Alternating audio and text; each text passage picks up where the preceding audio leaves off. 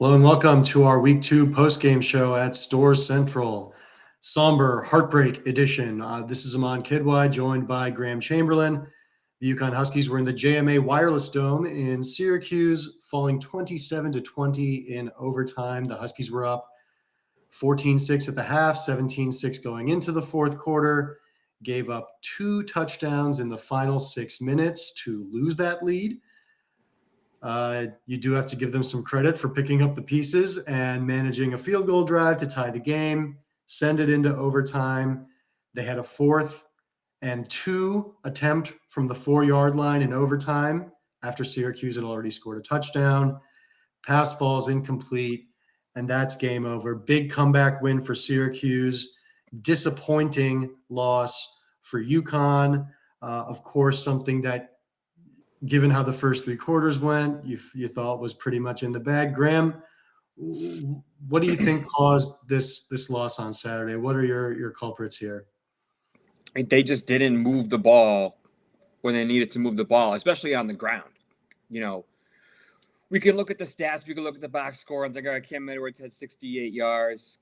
It's like, but, I mean, on how many carries? I think it was 20-something carries. Like, you really needed to get a good push in the fourth quarter from the O-line, get just a little bit of room for Edwards, Brown, anybody to just chew some clock. And it didn't happen. And I know I've seen a lot about the play calling out there, and I agree that's part of it as well. You know, they were trying to throw the ball. And again, you can look at the box score and you can see Fagnano, 250-plus yards. You still never felt super comfortable with the pass game, and, Syracuse at that point had adjusted quite well to the Husky offense. And they just, again, even a short, dinky 5-yard slant, anything, nothing materialized in the fourth quarter. And you could just, at least I could feel it, sitting in the crowd. Like, I'm like, this is, every single time I saw Connor Stutz walk out there, I'm like, this isn't good. This isn't good. I don't like this. I've watched enough Connecticut football over the years. When Syracuse made them pay. And, defense was on the field a lot. But again, I think a lot of this came down to adjustments made by Syracuse. And whatever you want to call it, lack of adjustments by UConn, lack of execution by UConn. This is a lack of, and especially in the fourth quarter. And, you see the final result. I mean, we'll get to some more things later, I guess, about what's good. But like you said, to give them credit to at least get that field goal to tie it. Took a miracle catch from Skylar Bell, but, But still. Yeah, it's just, just a very, very frustrating loss, very disappointing loss. I think, last year's game kind of happened as basketball season was in full swing. So there's probably fewer eyes on it. Also, you're not coming off of a 9-4 bowl season as well. This is week 2. There's a lot of eyes on it. There was a lot of eyes nationally as well. I was surprised. I'm not really like on social media during the game. Like, I'm looking afterwards and I'm seeing, big national accounts tweeting about this game. Like, oh, wow. I mean, I'm sorry they all had to see that. Yeah. Hey, I mean, it had some national attention. I think there was an appreciation that, week 1 of college football had these big matchups, and then week 2 had a lot of regional rivalry, which includes Syracuse, UConn. There was, Kansas, Missouri, Iowa State, et cetera, et cetera. We don't have to get into it all, but there was a lot of that across the slate, and I think people appreciated that. And then, hey, UConn's up big. That is a big deal. That is national reporters going, maybe UConn does belong on our radar. So that's the opportunity that was dropped. The chance to start a season 2-0 for the first time since 2015, beat Syracuse for the first time since 2011. Yep. And, in terms of the missed opportunities, though, I think they had missed opportunities through all 4 quarters. Not just the end of the game. There was dropped interceptions. There was a dropped, there's like a dropped first down pass that I keep thinking about where Fagnano had Alex Honig wide open and it's just dropped. Yeah. Mm-hmm. It was a first down play, I believe, in the second half. But I remember that. Yeah. You're just like, oh man, that might have been a touchdown if he doesn't drop that, or at least a long gain. It was like a slant or middle right. And then, thinking about this on a more longer trajectory for UConn, I mean, Syracuse, though it's rebuilding, though it's probably not going to be a power or even very high up in the ACC standings, still one of the better teams that UConn will play all year. What concerns you kind of going forward? UConn's got Delaware, Buffalo, FIU next up on the schedule. But what concerns you about UConn right now as you think about just the next couple of games? Yeah, I think I'm a little worried about the headspace that they're in. You don't necessarily have the guys like the Chase Luntz, Valentine Sens, Jelani Staffords, Dalmont Gordines, guys that have been there for a really, really long time and can kind of command that locker room. It's not to say that there aren't leaders on the team, but this is definitely the kind of loss, like if you're really hyped up heading into this game, like I'm sure that they were, especially the dudes like Joe and Cam Edwards and Skylar, the guys that were here last year. Like I want to avenge that game last year. And like you just don't want to see a drop off in intensity in practice this week. No, I mean, I didn't see them hanging their heads either. But after the game and kind of pondering, thinking about what could have been, maybe you get some head hanging. I don't know. I hope that at this point in the Jim Mora era, there's enough of a culture built that it's like, okay, like we're on to the next. We're on to Delaware. And I think traditionally we've seen that. So still just a concern of mine because just it's a really difficult loss. It kind of goes back to me as a fan thinking like it felt like Utah State a couple of years ago, when you had the lead, you blew the lead, you come back to tie it, and then you get that blocked extra point, and it's like that was just indicative of 2023. Like just nothing went right.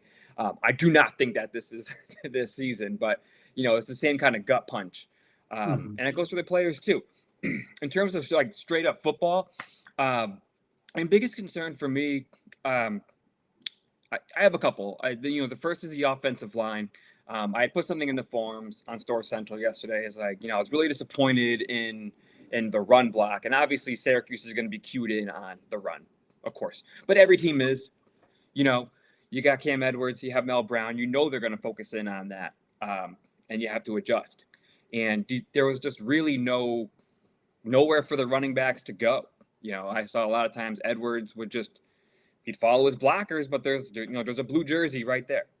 Nothing he can do. There's no juke move. There's nothing special. There's no Xbox move he can do to kind of get out of it. And, we said there were a couple plays. Like, I'm thinking Mel Brown's 45-yard touchdown run, right? He hit the hole. Bam, he's gone. That's their wide, their outside zone that they do. And when it's working, it works very well. I think I was just disappointed because it's like, we're in year 4 of Jim Mora, and you hope to kind of see, I think some of the skill positions, we've seen some closing of the gaps between like a group of 5 roster and a power 4 roster. But to really take that next step, you need the offensive line.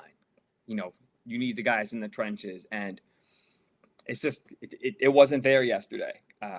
So that's a cause of concern. I don't think necessarily like going into Delaware, like I'm not necessarily worried that, they're not going to be able to run the ball next week. It's just more of like a kind of a macro high level concern about the team. More immediate, some of the receivers, I'm a little disappointed in guys' ability to get open. I'm thinking specifically guys like Shamar Porter. After last year, he was a real deep threat, and we just haven't seen that. He had a tremendous play, just using his athleticism, to stretch. I think it was the 3rd and 20, and he ends up getting 18 yards and just a simple little screen, right? And that's the kind of playmaking he can do, but they need a little more than that. Raymelo Murphy had a good game, but aside from that, it was 16 targets to Skylar Bell. It can't just be Skylar Bell. And you need to be throwing the ball forwards. And I think when I was going through this morning, looking at all the, the depth, I think it was 11 passes for Fagnano behind the line of scrimmage between the numbers. 0 for 4 throwing deep to the left. I think he had the one 1-for-1 over the middle, which was that miracle catch right at the end. The Other 4th than and that, 10, he had yeah. no completions where the ball traveled 20 yards. And Yeah. you need to have some sort of deep threat. And I think that also hurts, when we're talking about play calling, if you can't convert throwing long, Syracuse is going to be forcing you to throw short because they're going to be there. They're kind of going to dare you to throw long, but you can't do it. So what do you do? Yeah. It's Yeah. And they really bottled up Skylar Bell. If you think about it, he didn't go for anything deep, right? His longest completion was that 4th and 10 one that we mentioned. 11 for 105, and take out the 4th and 10. It's very much a lot of short stuff. I think it was 37 yards after a catch. Nothing spectacular. So good job of Syracuse to bottle that up. Yeah. And so, you need guys besides Bell. You need the passing game to have a little bit more pop. The headspace thing, I think that's not a huge concern for me because they've shown that they can do that, right? They shook it off last year, different group, right? 15 new players, different group, but culturally, they showed that they shook off, bad loss to Maryland, tough loss to Duke, and went on and had a good season.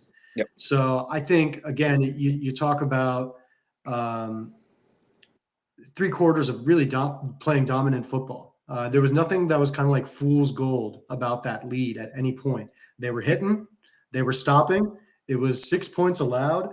It was really, really good. Through 3/4, UConn had a yards advantage, 302 to 199, and yards per play, 6.3 to 3.8 yards per play after the 3rd quarter going into the 4th quarter. In the 4th quarter alone, UConn allowed 237 yards, 9.5 yards per play. Syracuse finished with more total yards. Yards per play was even at 5.7 each. So my other concern then is the secondary. I think you can't get beat deep for a 59-yard touchdown when there's 6 minutes left in the game and you're up 2 scores. That's what we know from playing video games. You can't do that. You should not let that happen. Give them everything in front. Absolutely not. And they were doing a good job of it throughout the game. I mean, Syracuse had 5 explosive plays on the day. This guy Villari was all over the place. That was a surprise. But I think when you look at the secondary, allowed some big plays against Central, have allowed some devastating plays in this game against Syracuse. That's a concern to me because there are some teams, even in the G5, that can pass the ball well, right? That can make you pay on that. And so that is really the tough part. And then, to give some credit to the mindset piece, right? Towards the end of that game, you're thinking UConn's going to win, and you're thinking, what are we thinking, right, Graham? You're thinking, maybe a 10-win season is possible. Maybe an 11-win season. You start to let the mind wander. Yeah. And that's what's lost, right? It's the momentum. It's the good vibes. What that means for ticket sales and cheering at the games and interest in the middle of the week for what's going on with the team, which can wax and wane. And so that's what's going to be decreased a little bit, but that's probably not a bad thing. It's week 2. Still a lot to figure out. And in my opinion, still a lot to be hopeful about based on this performance. What were some of the things that gave you optimism as you reflected on the wholeness of the just game? the fact that they did that through 3/4, everything you mentioned. And I think the most important thing that you mentioned is that it wasn't fool's gold. They were beating Syracuse. They were outplaying Syracuse. They were outcoaching Syracuse. That was all definitely happening. You were there as I was there. There were a lot of boos. There was a lot of grumbling. Yeah. People in my section were very unhappy with the play calling through 3/4.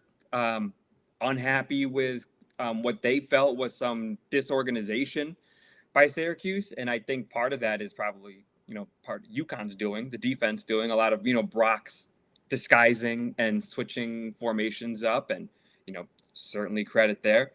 Last year's game, look, obviously 7-point loss for UConn. I think Syracuse was up 14-0, I believe, like 5 minutes in. Like the very first play of the game, McCord hit, I don't remember who, and he burned Malcolm Bell, and it was like a 60-yard gain. Yeah.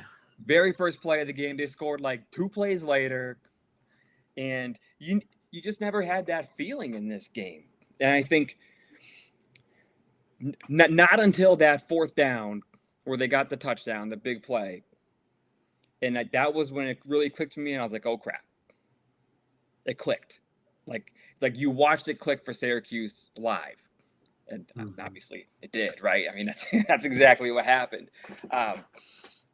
But, defensively, you see someone break out in Tyrese Mills, and I think that's kind of the hope you have for somebody like him coming from Penn State. Like, you hope to see these guys come in here and excel. He was great. I thought Umar Diamande played a great game at linebacker. So did Brian Parham. Yeah. You finally got some pressure on the quarterback. I mean, Angeli was under pressure for a good portion of those 3 quarters. 3 sacks. They had 1 last week against Central. You hold Yassine Wilson. I know he had the touchdowns late. But for a long time, he had 30 yards, through 3 quarters.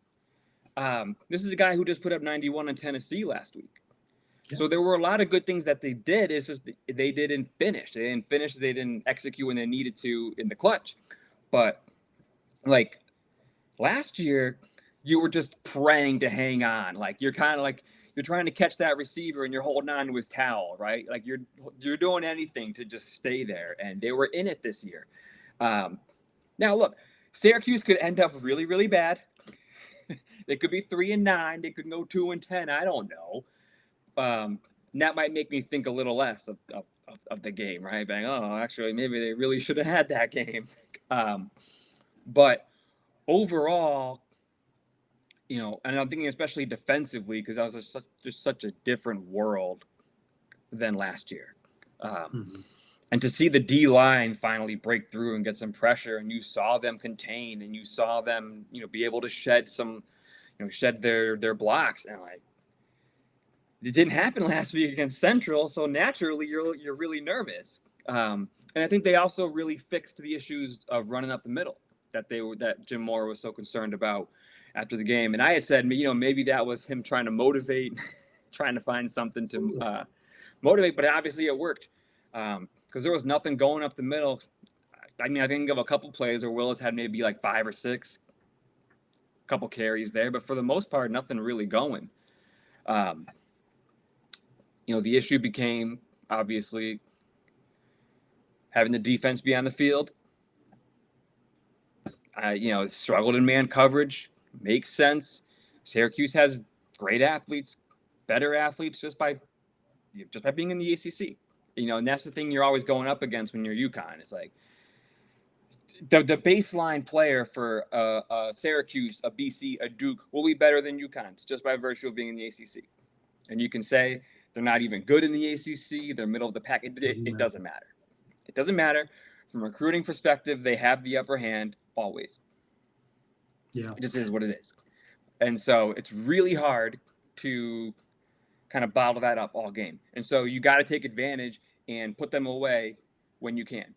And it didn't happen.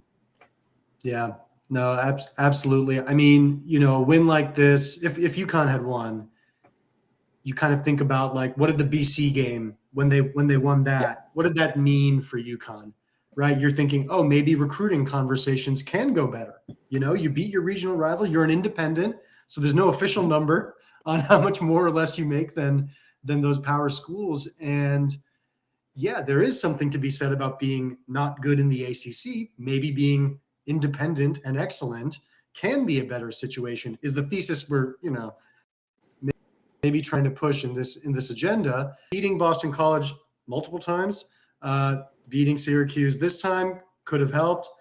I think since then, kind of losing to Boston College in the ways that they have, kind of puts it away and makes that one win look like an aberration. But if you start playing competitively against these teams, that's the difference, right? So for me, I loved the defense. I loved the defensive performance. I really did. I was very excited by it. To see guys go unevaded to the quarterback is extraordinarily exciting, and making sacks and forcing fumbles. That is, you're like, whoa, it's like seeing a no huddle offense for the first time. You're like, oh, we can do that. And they did a really good job. I think, it's probable that against Central, they didn't open up the full playbook, but it was clear they had Syracuse in a state of confusion, right? This front, that's part of it, right? You don't know where the pressure's coming from. You don't know who's dropping back, etc. So, yeah, I love the defensive performance. I think even if you factor in the collapse, you still had 20 points allowed to a quality opponent. You still have a front seven that can make plays. Like you mentioned, Parham and Mills really, really showed up. Like when you're watching a game live and you can name multiple defensive players standing out, that's awesome. That's tremendous. And so, look, as mentioned earlier, next few games are against FIU, Buffalo, who am I missing? Ball State, Delaware, right? Right. You got to win those games. You can win all of those games and be 5-1 going into the Boston College game. That is still all on the table. And, offensively, we saw creative play calling at the beginning, which was exciting, not just, with the screens and mixing it up, the double pass for the touchdown. I think they were doing some good things in the first half, and then, backed off of it a little bit. Who knows why, right? We don't know if there's adjustments that made those things not work, and then they tried to adjust and it didn't work, which might be what happened. Or if they tried to sit on their lead, which might also be what happened. I don't think they were. I don't, when you look at the pass attempts, it's not just that they were, maybe the run didn't have as much space, right? Obviously they're going to emphasize the run when they know you're trying to burn the clock defensively, even more than they already were before. And, I'm sure it was not in the game plan for Fagnano to attempt 43 passes, but that's where they were. There's a little bit of talk about, what's the situation under center for UConn? No, I thought Joe Fagnano was fine. You had some missed throws, some missed opportunities, maybe a throw where he should have run. It's college football. People make mistakes, throws miss. He had a solid game. He looked poised out there, and I think that's the most important. Again, they go out for that fourth quarter drive trailing, and Joe Fagnano looks confident out there. He's not shaky. He's not making bad mistakes. Yeah. Can we talk about that for a second? Can we talk about how in the past yes, that drive just stalls? Yes. Nothing good happens. Right. And it almost did, right? Yeah. Thanks to Skylar Bell. But then they took care of it after that. Like, you have to take – I don't want to say you have to take these small wins, because I get that we've been saying that for a long time. And I understand the average fan's like, no, win this game. And we are not going to disagree with you. You got to win this game. I just ask, don't lose sight. It can always get worse. We can always go back to the way that it used to be. Okay. And you actually, I don't know about you, I had a little bit of hope. I think it was a minute 18, something like that, when the drive started. I'm like, they can go get a field goal. I'm like, you have a kicker who, it's not an easy kick, but like at one point they were. I'm saying they could get a touchdown. Why not? Maybe there was like 12 seconds left. I can't remember how much time, but like it would have been like a 56-yard attempt had the next pass fallen incomplete. And I was like, he can make that. He has the leg to do it. It's not the kick you want, but like he has it. And I'm like, but I also trust Joe to make a play just to get closer. Like, they lost a lot of clock, unfortunately. Like when Skylar made that catch, there was 23 seconds left. And you're at about the 50. So that's really tough to go get a touchdown after that. At that point, you got to be thinking field goal. And I think Fagnano, that was a great drive. Yeah. And Fagnano was making good decisions throughout. I have to say, when you factor in 0 turnovers, right? No interceptions, nothing I don't recall that was even too scary to be intercepted. Some maybe 1 or 2 50-50-ish balls, but not not anything that was like, that Yeah. should have been a pick. No No, there was fumbles. just one screen that I don't think he put quite enough under it, and Sure. my heart stopped for a second. Yes, But no yes. pain, no harm, no foul. No turnovers, ran the offense. I thought he was fairly good under pressure and getting a throw out or getting a quick pass out, and only took one sack. So, Yep. I think again, you want to look at like completion percentage and say that's bad, right? 52 or whatever. It's not a good completion percentage. It's the circumstances of the game. It's And guys got to be open, and guys got guys to be need to open. get a little bit of separation. And Yeah, and and then this sometimes you idea, got to try to make something happen, and you can't. right? And then this idea, like, oh, he's this very experienced player.